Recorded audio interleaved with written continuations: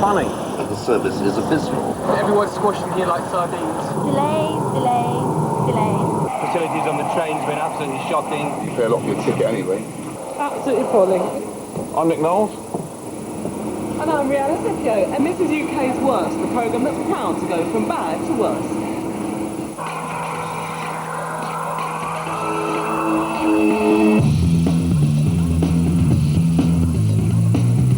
On tonight's programme, the train company that puts its passengers on buses. The train's so old they're falling apart. And the operator that kept passengers in the dark.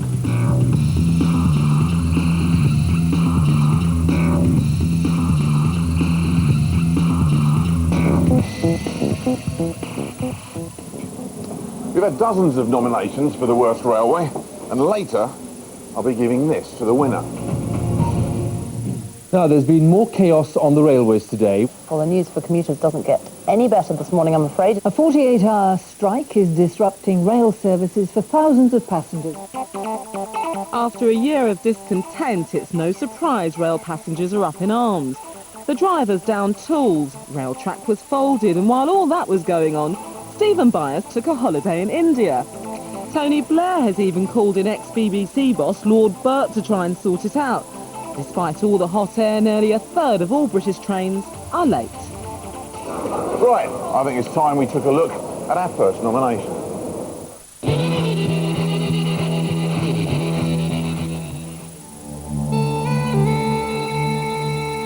First stop, Northern Ireland. Beautiful scenery. Shame about the trains. I nominate TransLink. Here in Northern Ireland, we have had one of the worst funded railway networks in the UK. It means trains which are 30 years old and a railway network which is well past its use-by date. That's not an angry passenger. It's the director of TransLink, the company that runs the Northern Ireland Railways. Yes, you heard it right. They've nominated themselves as UK's worst rail operator. There are 4 main lines, all starting from Belfast, but slow and infrequent services mean passengers just can't rely on it. Northern Ireland Railways has never been privatised and has to compete for public funds along with schools and hospitals, which means TransLink just hasn't had the private investment that rail companies on the mainland have had in recent years. We have a network which carries trains which are 25 to 30 years old, on which the bulk of our passengers travel. We have large stretches of the track where speeds really are down to 20, 30 miles an hour. And we have stations which really are past their sell-by date. We want a modern, efficient and excellent railway service. But over the next 2-3 years, that's what our passengers will be getting and that's what we'll be delivering. Well, that's what the boss says. Time to try it for myself. He wasn't kidding, the trains are very basic. Yes, that is a hole in the door, but at least it's on its hinges, unlike this one. Oh, and they could do with a spot of reupholstery. They're dirty, you can hardly see the scenery through some of these. And he wasn't joking about them being slow. Yes, those cars are overtaking us. Well, passengers aren't getting the service that they deserve. The train service here has been underinvested for too long, and indeed in many ways it's a second-rate service for the people of Northern Ireland. In fact, a recent passenger survey rates train services at an all-time low. They're so old and they're so dirty. These things are falling apart, like. I very seldom arrive on time. You know, have you checked out the toilets and stuff? Toilets are a recurring problem. Here's one we found flooded and leaking into the corridor. But according to the pressure group Transport 2000, the loos are the last thing the passengers should worry about. They claim that half the line between Belfast and Londonderry needs to be upgraded. The trains are certainly slow. It's only 60 miles from Belfast to Derry, but it takes 2 hours and 10 minutes. And time can drag, and drag, and drag.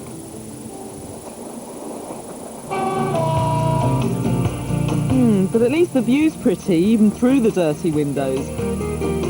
And some passengers are more than happy.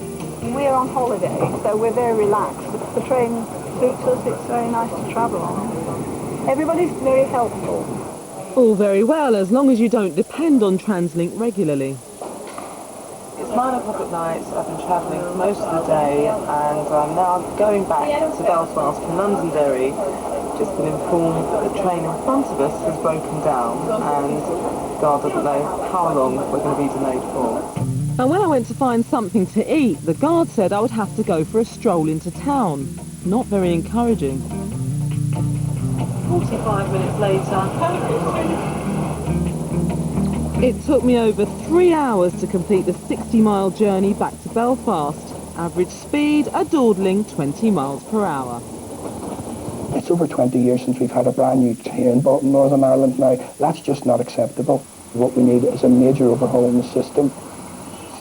TransLink say a £105 million investment plan means in 3 years' time they'll have new, modern, fast and air-conditioned trains like the ones currently in use on their Dublin route. They say all trains are regularly cleaned, and the Londonderry line officially scores 99.6% for reliability and 82% for punctuality.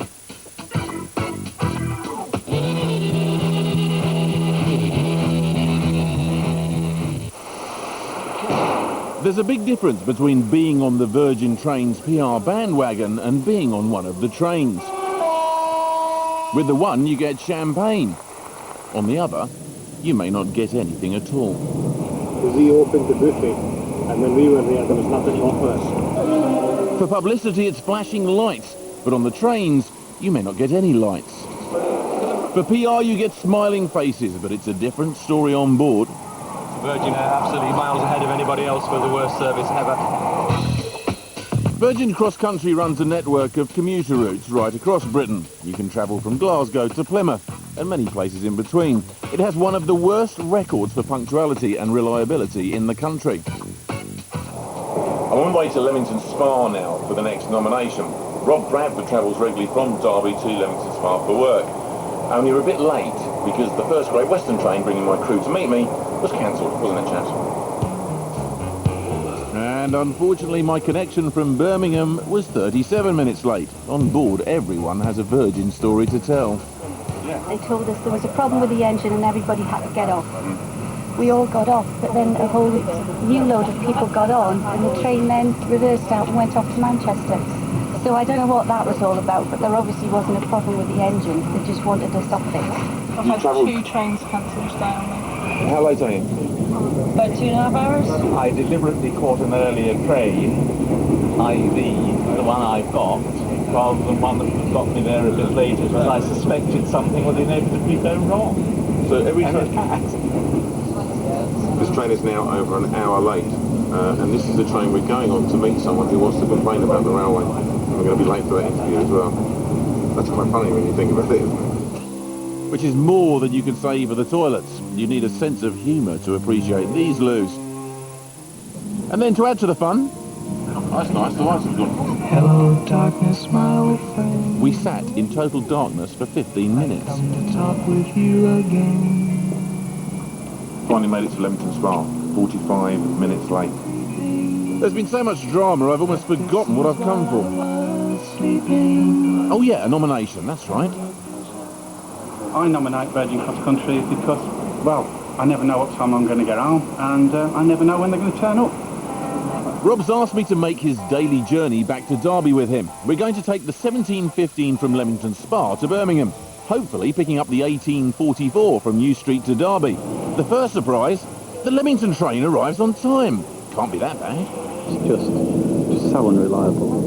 I mean, yesterday morning I was 45 minutes late because we were stuck on this outside of Leamington for 40 minutes with no explanation until just before the service got moving. Poor. Virgin Cross Country have introduced new trains. This may have reduced breakdowns, but not punctuality. Just over half their trains arrive on time. However, we're in luck. We arrive at Birmingham New Street on time. And the train to Derby is also on time, although finding a seat isn't easy. And we arrive in Derby on time. The journey has run to timetable, but it's the first time this week for Rob, and his experience isn't uncommon. Virgin Cross Country come in for an awful lot of complaint. They get something like 3,000 complaints every week. The reliability of the cross-country service is very low indeed. If you're a serious traveller, you have to think very hard when you plan your journey. You have to think about adding an extra hour or going by another railway company whose trains won't break down on you on your way.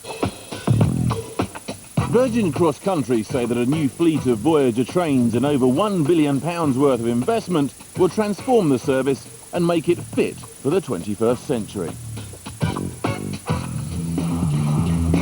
Coming up, the rail operator where your train might be a bus. And the final verdict on who'll win the UK's worst award.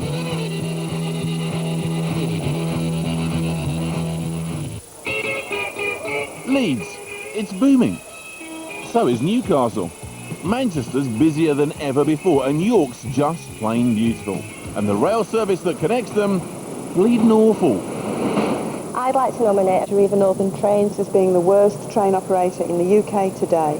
Arriva trains are delayed, late, terrible, cancelled, dirty. They don't care about the customers. It's a third world train company. It's just the same excuses every time. Arriva Northern has routes throughout northern England. Their train services have suffered severe disruptions. These are Arriva's latest trains. I know what you're thinking. They're just like buses, but don't be fooled. Every week 1,000 Arriva trains are cancelled and replaced by these buses. Yes, it's the train company that's truly off the rails. The problem is they're short of one thing you always need to run a railway. See if you can guess what it is. That's right, Arriva Northern are desperately short of train drivers, and they can't say they weren't warned. When Arriva took over, I told them that they had not enough drivers to run the trains. It's pretty obvious to anyone that's running a business to make sure how many trains that they're running, how many drivers they should have to run them, how many carriages they should have to carry them people in. And they did none of that. I mean, there wasn't even announcing to say that the trains wasn't going to run because they didn't have staff to announce. That's how daft it got. The driver shortage became so serious in October that Arriva Northern were forced to publish an emergency timetable. Time for me to try the service for myself, and an early morning meeting with regular Arriva commuter Pauline Garnett. Pauline catches the 6:51 from Thorn North in South Yorkshire, changes at Doncaster in time for the 7:20 to Leeds, where it should arrive just after 8:10. Things don't start smoothly. Well, we're waiting for the 6:51, and it is 6:51, and no train. Just the kind of thing that landed Arriva Northern with a £2 million fine in October. The train finally arrives 6 minutes late, which means there's a danger we'll miss our connection. Why is it late this morning? Very slippery down there, slippery. It's slippery. What means? Frost on the rails.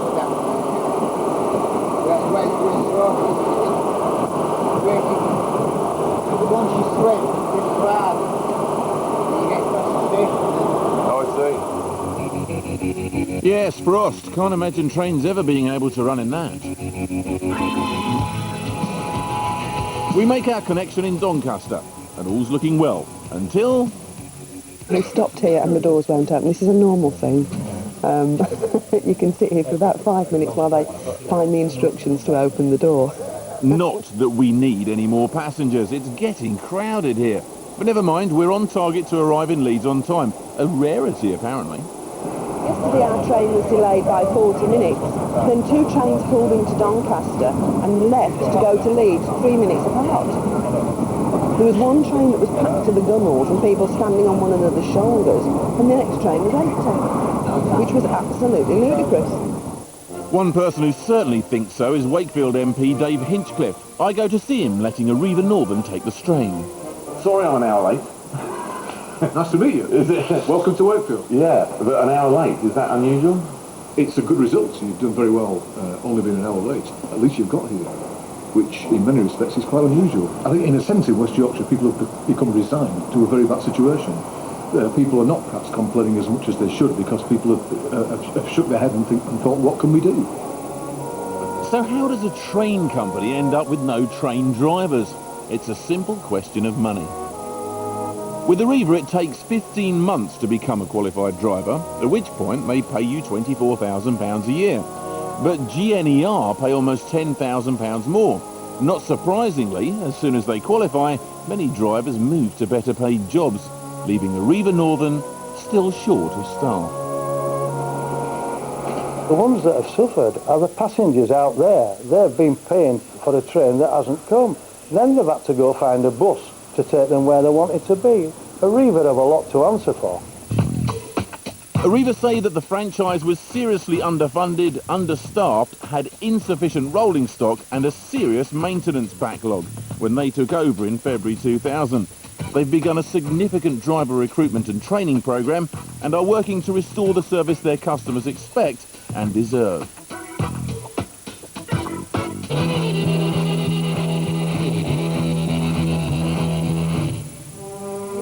The Great Western Railway, built by Isambard Kingdom Brunel, it was one of the first high-speed railways in the world, a triumph of the Industrial Revolution. Our times have changed. Yeah, the worst thing about the service is crowded trains, delays. Price? 9 out of 10 times it's delayed by half an hour to an hour.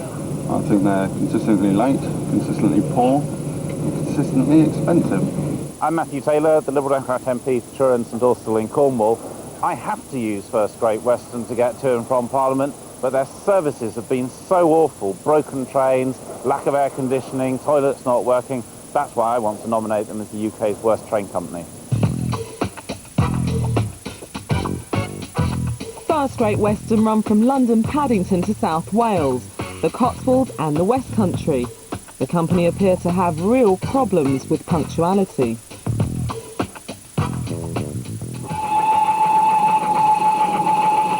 They've even upset one of the railway children. Jenny Agata is exasperated with the service, which she uses regularly to get to her cottage in Cornwall. Complaints like that about First Great Western aren't exactly news to people who watch the industry closely. The truth is I've seen grown men cry in the last year about the state of the rail service in this part of the world. I've been on trains where people lost their temper. I've been on trains where businessmen have said they want to kill members of the Great Western management team, and that's not right. When things go wrong, things are really disastrous. I've decided to do a journey from Paddington to Exeter. First sign of chaos, no seat booking service available at the station. Great. And 4 out of 8 arrivals are already running late. Let's see what a few passengers think. We were supposed to be in a meeting in half an hour ago. How often does that happen? No, it's quite frequent. Does it happen regularly on First Great Western? All the time. Well, I've only started doing this week and it's been rubbish all week. Apparently Andrew Lloyd Webber, that's Lord Lloyd Webber to you and me, isn't too happy with First Great Western. He wrote to them complaining after 2 disastrous journeys to Plymouth, stating that they're not great, they're not first, and they obviously have considerable problems travelling west. The passenger can't turn up with an absolute assurance and the knowledge that they're going to have a trouble-free, pleasant, relaxing journey. I know what he means. We have been advised that a train has failed at Reading Station, causing complete blockage of one of the platforms. Therefore, services running into Reading will be delayed, as alternative services have to be routed through the remaining platforms. Things were so bad last September that First Great Western were forced to publicly apologise to all customers. And angry passengers have even threatened to strike, not once, but twice. The Regional Passengers Council has launched a formal investigation, the first of its kind. So why is that? We've had complaints. Several thousand complaints each month about First Great Western services. Roughly 2 complaints for every train they run. That's a lot. And on top of that, they're providing a public service. They're paid by the government something like £1 million every week in subsidy to run this service. And it's right, it should be good and represent value for money. But on top of that, we had a particular problem in the summer of 2001, where in the peak of the summer, something like 1 in every 2 trains was arriving 10 minutes or more late to its destination, and that's just not an acceptable way to run a railway. First Great Western say that they are taking radical action to restore passenger confidence. An £18 million recovery programme will bring extra staff, extra services and shorter journey times. They say that they're the fastest improving train company in the UK, but that they're often let down by the ageing infrastructure.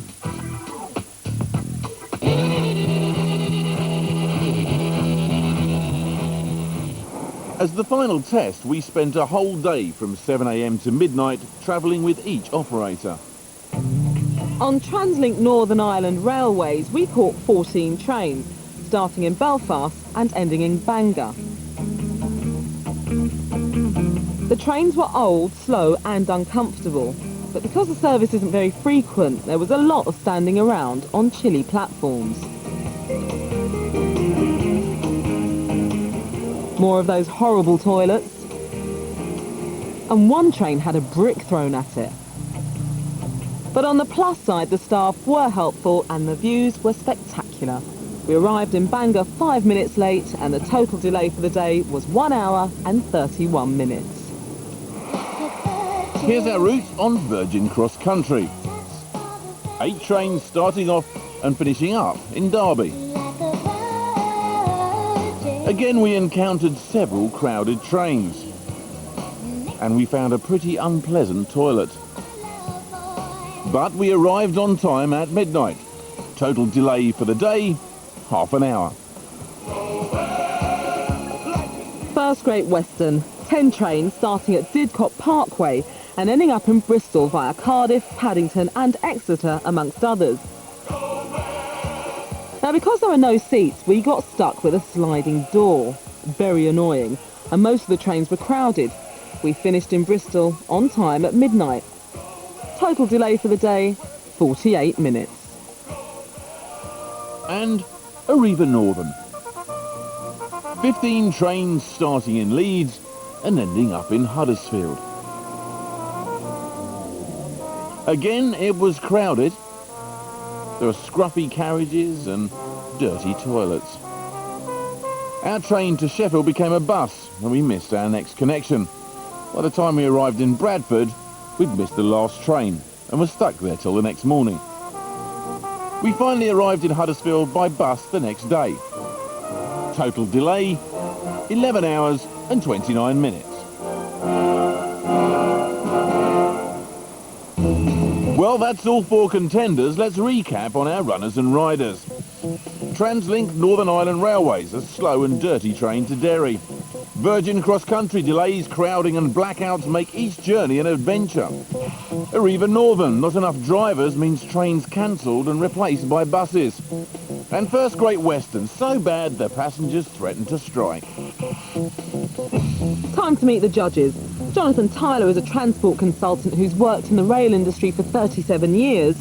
Liz Fawcett from Transport 2000 in Northern Ireland, and George Stevenson MP, a member of the Transport Select.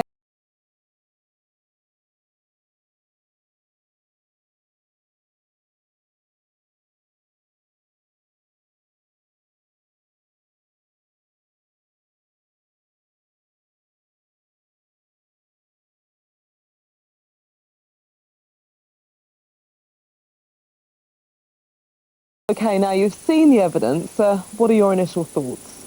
I don't think at this stage there's anything to choose between the 4. They have clearly all got problems. The experiences of the passengers travelling on all 4 of the companies, quite appalling. It's not rocket science. These are things that management should be dealing with, irrespective of the framework in which they're operating. It's built into the system that the company and not the customer is given priority. Until we have a good timetable delivered reliably, there's no point in having a railway. First Great Western, the situation was poor. Passenger confidence was very poor on station facilities. But at least they were attempting to run the service. Virgin Cross Country, 3,000 complaints per week is very high. I know we have said that even a delay of a few minutes is not really acceptable, but the length of some of these delays is quite incredible. I thought visually, to be honest, Northern Ireland Railways just looked the worst. I mean, you know, the trains were absolutely dire. There has been some improvement and a recognition of how bad. I mean, one of the managers said, we're operating a second-rate service here. So that was worrying, but it was impressive at the same time. Arriva Trains Northern, I think, must take the prize for being the worst of the companies we've looked at. They showed very little effort and recognition on behalf of their passengers. So my vote goes to Arriva. Yeah, well, I think I would have to agree with that. Arriva, in terms of the resources they've got and what they could have done with them, seems to have managed its resources absolutely abysmally. One has that niggling feeling that they probably cut corners, and that simply isn't acceptable. In my mind, there's no doubt. Arriva are the winners as the worst company, I think. Quite honestly, I don't think they could care less about their passengers. So, Arriva Northern it is then. I wonder whether they'll accept this, the award for UK's worst. Hello, I'm Nick Knowles from BBC Television's UK Worst programme. I'm here to present an award to Arriva Northern. Is there anyone that would like to come down and accept it? Sadly, it would appear that drivers are not the only thing that Arriva Northern are short of. In this entire building, there was no one available to receive the award. So I left it with their very lovely receptionist. Amazingly, a few days later, Arriva Northern decided they did want to talk and offered us an interview. Our panel of judges voted your railway company the UK's worst. How do you react to that? Well, naturally I'm very disappointed, but I don't accept it. Any of the publicity that's published by the Strategic Rail Authority doesn't show us anywhere near the worst train operating company. This was based on evidence that we gathered together whilst travelling on the trains, talking to MPs, local representatives and passengers on the trains. We presented that to the judges, and that's how they decided that it was the UK's worst. Do you not agree that people are desperately unhappy with the service? All our customers are right to be unhappy. We're fully aware of the impact that a poor quality service can have on our customers, and that's why last September I publicly apologised to them. The service that we inherited from the previous owners was diabolical. It was underfunded, it was under-resourced, it was underperforming. The service was just not good enough. We persuaded the Strategic Rail Authority and the 4 passenger transport executives involved to go for an emergency timetable. What we wanted to do was to stabilise the business, to give people certainty, so that when they came for a train, they got a train, or if they came for a replacement bus, it was there as well. And that plan has worked. It's given us the chance to get that recruitment and training campaign in place, where we've now got more drivers than we had at that time. So if I come back in 6 months' time and go on your trains again, I will see a perfectly regular, reliable service. We've made 4 promises. The first one was the emergency timetable that was in operation until the 25th of February. That worked well. The second one was to run 97% of our trains, which we're now running. The third promise is on the 2nd of June this year, we'll be running 100% of our trains when the Lead First campaign is complete. And by September this year, 99% of all trains run every day will be operating. And the trophy that your receptionist up in Sunderland took from us, where do you keep that now? We've never accepted that award in the sense that you're talking about, because all of the publicity that's been given out by the Strategic Rail Authority shows that we're not the worst performing company. If your train service is terrible, or you've stayed in a horrible hotel, if you want to nominate a concert venue, a tourist attraction, or even a pub for UK's worst, ring us now on 0870 010 7070 or email us at uksworst, no apostrophe, at bbc.co.uk. And nominations can also be made on the Watchdog website at bbc.co.uk/watchdog.